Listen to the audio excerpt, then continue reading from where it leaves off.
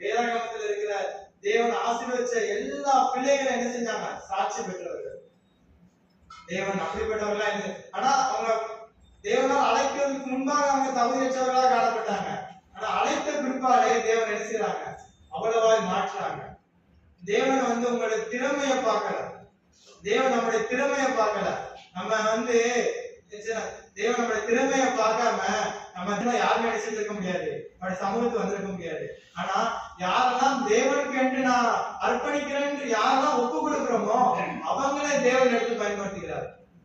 இதெல்லாம் நம்ம எல்லாத்துலயும் பார்க்கிறோம். ஏனென்றால் தேவன் அழைச்ச எல்லாருமே திறமை உள்ளவங்க கிடையாது, யாருமே திறமை உள்ளவங்க கிடையாது. ஆனா தேவன் என்ன செஞ்சாங்க? திறமை உள்ளவர்களா மாத்தினாங்க. இதுதான் நம்முடைய தேவன். அப்படிப்பட்டவரை நம்ம என்ன செய்ய வேண்டும்?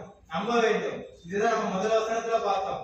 இன்னும் நம்ம என்ன ஒவ்வொரு வசனத்துக்கும் தேவன் அவ்வளவோ இதா நம்ம செஞ்சிருக்கிறாங்க.